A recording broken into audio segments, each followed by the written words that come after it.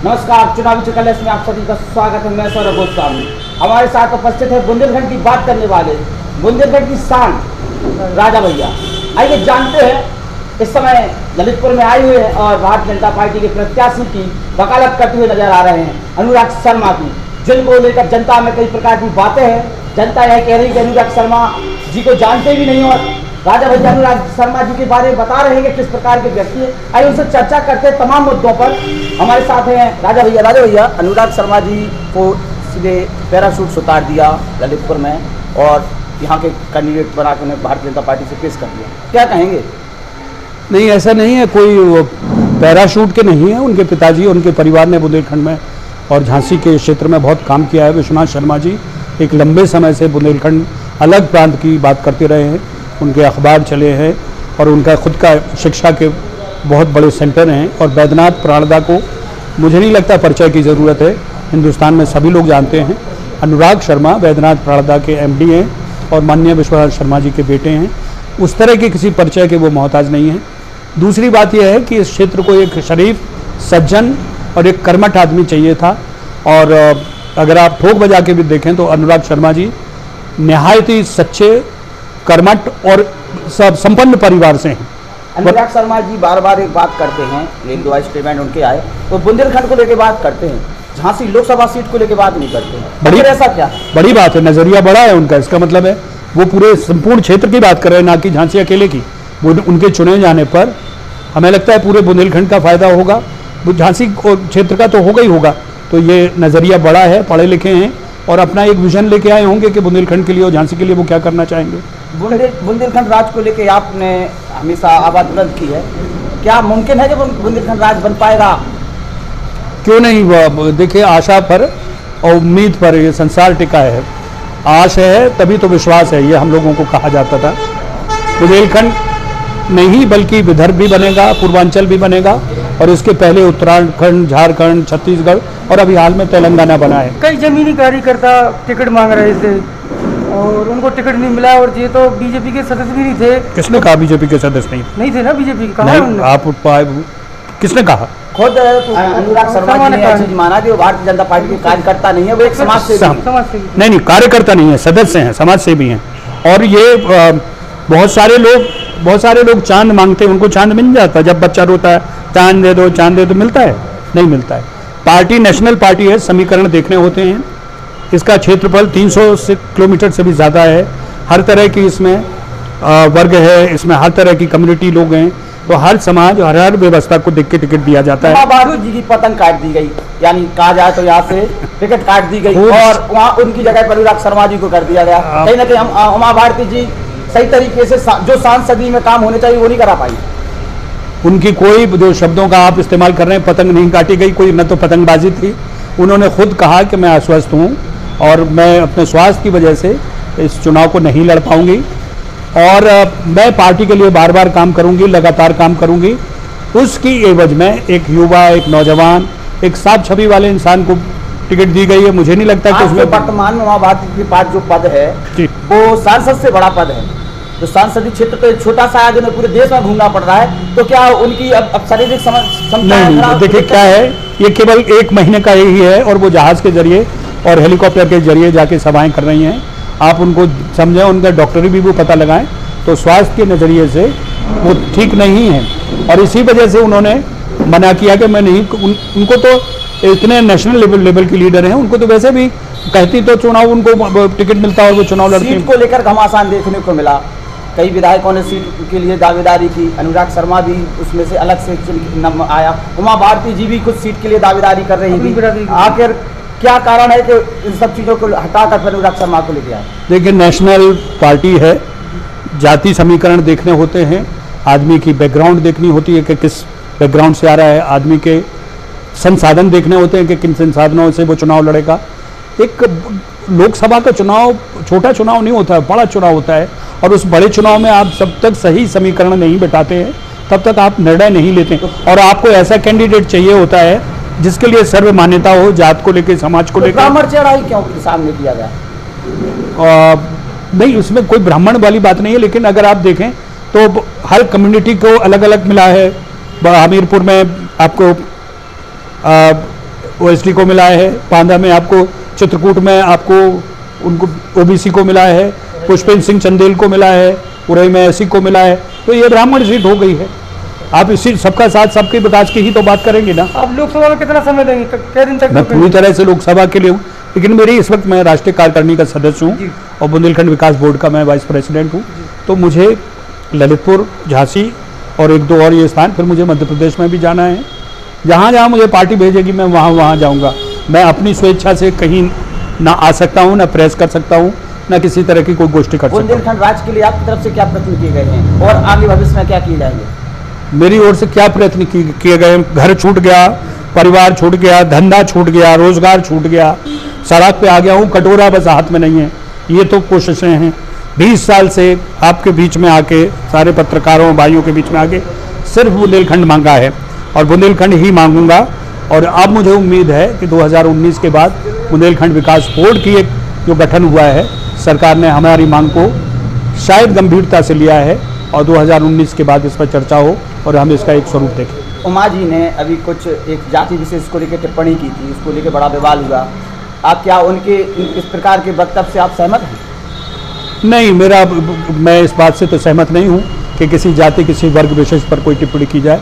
लेकिन उन्होंने खुद ही कहा, हमने सामंतवाद की बात कही है और सामंतवाद में कोई भी एक जाति के और समूह के लोग आ सकते हैं। हाँ, एक समय में एक विशेष जाति के लोग ज़रूर राजा महाराजा रहे हों, तो वो लोग अगर उस बात से उनको तकलीफ हुई है, उनको ठेस पहुंची है, तो मैं कोशिश करूंगा, मैं जाके उनको मनाऊंगा, समझाऊंगा। व्यक्ति विशेष और किसी जात विशेष से किसी का दुराभाव थोड़ी है। उमा जी को किसी से क्या दुश्मनी है?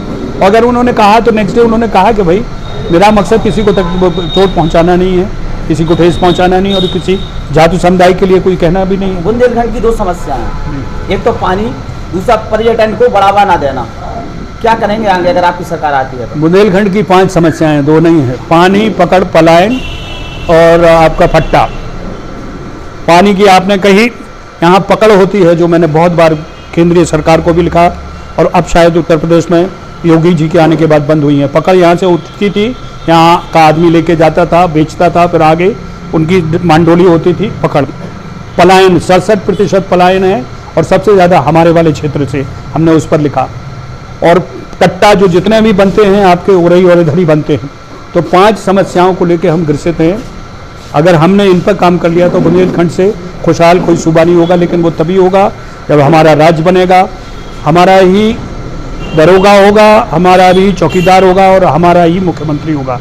वो तब होगा जब बुंदेलखंड राज्य बनेगा। मैं कहता हूँ बंगाली का बंगाल है, पंजाबी का पंजाब है और बिहारियों का अगर बिहार है तो हम बुंदेलखंडियों का भी बुंदेलखंड होना चाहिए। उसकी लड़ाई जारी है और उसकी लड़ाई पार्टी के बीच में भी लड़ूंगा। कार्यकर्ताओं को क्या कहना चाहेंगे? मैं केवल यही कहूँगा कि हमें एक 70 साल की आज़ादी के बाद एक अच्छा मौका आया है। दोस्तों, वोटर को ज़रूर कहना कि एक बार वोट देने के पहले आप अपने दिल पर हाथ रख के सोचें कि वो 70 साल और ये 5 साल किस में फ़र्क है, कहाँ पे तुम्हें सम्मान मिला है। हो सकता है कहीं कोई तकलीफ हुई होगी, नोटबंदी के समय में कोई तुम्हें दिक्कत हुई होगी, आपको डीसीटी में भी आपको कोई तकलीफ हुई होगी, लेकिन ये तकलीफ़ें दूर होने वाली थी, परमानेंट नहीं हैं। अब समय है कि हमें और अगर 5 साल मिले बीजेपी को, मोदी जी को, तो ये देश आगे ही जाएगा, ये पीछे नहीं रह। 4-5 उपलब्धि बता दीजिए आप मोदी जी की। ये 4-5 तो आप बहुत कम कह रहे हैं, मैं 400 बता देता हूँ, गिनती से चलते हैं। सिलेंडर आपको कब मिले, घर आपको मिले, किसानों को कर्जा माफ मिला, बिजली आपको कितनी मिली आप पता लगा लीजिए, आज आय की व्यवस्था कितनी बनी ये पता लीजिए। बिजली तक नहीं पहुंची यहाँ पे। वो एक मोदी जी, आप ये कहोगे नलके में पानी नहीं आ रहा है तो मोदी जी को दोषी ठहराओगे। कुछ व्यवस्थाओं को हमें जिम्मेदारी लेनी चाहिए। मैंने खुद कहा कि 1 मिनट, बजाज का आपके यहाँ डैम बना, मैं खुद आपके चैनल से कह रहा हूँ, यहाँ पे एक मेगावाट आपको बिजली नहीं मिलती, 1 बूंद पानी नहीं मिलता। आपने कभी जाके उनके यहाँ दरवाजे खटखटाए, उनको कहा कि हमारी ज़मीन पर हमारी बिजली बना रहे हो, हमारा पानी ले रहे हो, हमें सबसे पहले ललितपुर वासियों को देना चाहिए। आपने कहा इसके लिए भी मोदी जी को बुलाओगे, इसके लिए भी योगी जी को बुलाओगे, खुद कुछ भी तो जागो। हमारे यहाँ कहावत है, हम जागें तो जग जागेगा। अगर आप दूसरों को व्यवस्था के लिए दोषी ठहराते रहे तो वो ऐसे ही होगा कि 2 लोग पड़े थे आम के नीचे, एक घोड़सवार निकला तो उसने कहा भैया घोड़े से उतर के ये आम गिरा है मेरे मुंह में निचोड़ दो। तो उसने कहा साला तू बहुत बड़ा आलसी है, तेरे बगल में आम पड़ा है तू उसको नहीं चूस सकता है। तो दूसरे वाला बोला हाँ साहब ये बड़ा आलसी है, रात भर एक कुत्ता मेरा मुंह चाटता रहा, मैंने इसको आप भगा दो, साले ने भगाया नहीं। अगर आप ऐसी स्थिति में बुंदेलखंड में ले जाना चाहते हो तो भगवान मालिक है भाई। आपके साथ इतना अन्याय हो रहा है, आपकी व्यवस्था को कोई ठीक कर नहीं रहा। हम तो लड़े, हम खड़े हों, कोई लड़ने के लिए, विरोध करने के लिए कोई नहीं रोकता है, विद्रोह करने के लिए आप रोकते हैं। आप बसें मत जलाइए, आप बिजली ट्रेनें मत रोकिए, सरकारी संपत्ति को नुकसान, लेकिन आप खड़े होकर अपनी बातों कह सकते हैं। हमने कही ना 20 साल बुंदेलखंड की बात, इसलिए आज बुंदेलखंड में चर्चा हो रही है, आप पूछ रहे हैं। अगर हम भी डर जाते तो हमें भी कोई नहीं पूछता ना। हम गए दिल्ली, हम पार्लियामेंट में हमने धरना दिया, हमें 3-3 दिन की जेल हुई, हमें पकड़ के बंद करके डंडे मारे गए, लेकिन हमने बात कही। आप भी अपनी बात कहिए। अपनी बात कहने में किसको क्या बुराई है। लोकसभा प्रत्याशी अनुराग शर्मा जी झांसी ललितपुर में जब ललितपुर प्रचार में आए यहाँ पे, तो जहाँ स्थानीय मंत्री मनोहर लाल पंत जी, उनका क्षेत्र, जहाँ सदर विधायक पुल के साथ, और कुमेड़ी गांव में जब वो रात में प्रचार कर रहे तो अंधेरे में प्रचार किया, मोबाइल की लाइट से प्रचार करते नजर आए। क्या लाइट की व्यवस्था जो आप लोग बोलते हैं कि 24 घंटे लाइट शहरों में और गांव में 20 घंटे लाइट, कहाँ है लाइट? अच्छी बात है, प्रत्याशी अंधेरे में घूम रहा है तो उसको याद रहेगा कि इस गांव में बिजली नहीं थी। नहीं तो जो भी में आपके दावे हैं वो कहीं ना नहीं, देखिए तो आप के साथ ही कह रहे हैं वो फॉल्ट के कारण आंधी तूफान। अब आंधी को भी मोदी रोके, राहुल को भी मोदी रोके हैं, और मायावती को भी, ममता को भी मोदी झेलें, तो बड़ा मुश्किल हो जाएगा ना। आपको हमें भी करने दो ना। गठबंधन के बारे में क्या कहेंगे? कुछ नहीं, जो वो कहते थे कि मोदी ने कोई काम नहीं किया, तो आपको गठबंधन की क्या जरूरत थी भाई? आप इस प्रदेश में दूसरे नंबर की पार्टी थे, अब क्यों उस पार्टी के पास गए जो जीरो थी? मायावती तो जीरो हो गई थी ना, पिछले लोकसभा में नहीं आई, तो ये तो दूसरे नंबर के थे, ये क्यों गए उनके पास? अगर मोदी ने कुछ नहीं किया, बीजेपी ने कुछ नहीं किया 5 साल में, तो राहुल क्यों मारे मारे घूम रहे? 21-22 मतलब पार्टियों को ले लेके रो पड़ रहे। वो वही आम आदमी पार्टी के अरविंद केजरीवाल जिन्होंने एक लिस्ट बनाई थी, ये चोर, ये डकैत, ये लुटेरा, आज उन्हीं के घुटनों पे पड़े हैं कि हमें साथ ले लो। ये केवल इनका अपनी दुकान चलाने के लिए, अपना वर्चस्व बनाए रखने के लिए एक कवायद है और कुछ नहीं। उनको पता है अगर मोदी आएंगे तो इनके लिए, आगे के लिए, इनकी जिंदगी भर की सारी दुकानें बंद होंगी। और ये जरूरी भी है कि नई सोच आए, आप जैसे लोगों की नई विचारधारा आए, नए समीकरण बने, और देश तभी आगे बढ़ सकता है। जय भारत, जय बुंदेलखंड। बस मैं यही कहता हूं कि वोट जरूर डालिएगा। 5 साल बाद मतदाता भाइयों, आपको एक मौका मिलता है। आपके बच्चा, परिवार, आपके समाज में कोई बीमार होता है तो डॉक्टर की जात नहीं पूछते, आप केवल ये पूछते हैं कि कौन सा अच्छा डॉक्टर है। आप किसी केस में फंस जाते हैं तो आप अच्छे वकील को ढूंढते हैं, ये नहीं कहते हैं कि बामन कौन सा वकील है, ठाकुर कौन सा वकील है। आप अच्छे वकील को पूछते हैं। यही चुनाव के समय भी करिए। आप अच्छे उम्मीदवार को चुनिए, अच्छी पार्टी को चुनिए जो आपको सोच दे रही है और आपको एक सही रास्ते पर चलने की। राहुल गांधी की बात कर रहे हैं, उन्हीं ने तो आपको कांग्रेस से चुनाव लड़ाया था। उन्होंने नहीं लड़ाया था, मेरे कामों ने लड़ाया था। राहुल गांधी ने एहसान नहीं किया था, आपको पता नहीं, बच्चे थे आप। राहुल गांधी को मैं लेके आया था, मेरा एहसान था ललितपुर में। राहुल गांधी हमीरपुर जा रहे थे, इस क्षेत्र में राहुल गांधी को लाने वाला मैं, समन्वय समिति की मीटिंग झांसी में कराने वाला मैं। उन्होंने मुझ पर कोई एहसान नहीं किया था, मैं इतना सक्षम था कि उन्होंने, और मोतीलाल बोहरा जी ने, उन्होंने भी नहीं, मोतीलाल बोहरा जी ने और सोनिया जी ने वो टिकट भी रखी है जो भेजी थी, उस पर बुला के चुनाव लड़ने की बात करी थी। क्या पोजीशन थी जब लोकसभा लड़े थे? मैं हार गया था चुनाव। अब ये जानना चाह रहे मेरी जमानत जब्त हो गई थी, 2-3 बार पूछवाए, तो इसमें क्या? अब मुझे कोई असमंजस नहीं, कोई दुख नहीं है। इब्राहिम लिंकन 17 बार चुनाव हारे अमेरिका में, फिर उस देश के राष्ट्रपति बने। लड़ना, चुनाव में लड़ना हारना लगा रहता है। आप इस बात से अगर खुश हैं कि मेरी जमानत जब्त हो गई, तो मैं दूसरी बार कहता हूँ हाँ भाई जमानत जब्त हो गई थी। खुशी हुई आपको? बुंदेलखंड राज की वकालत कर रहे हैं और यह भी कह रहे हैं, विश्वास भी जता रहे हैं कि बुंदेलखंड राज बनेगा और जरूर बनेगा। चुनावी चिकल्लत में एक नई पर्सनालिटी के साथ फिर मुलाकात। जय भारत। धन्यवाद इन दोस्तों का।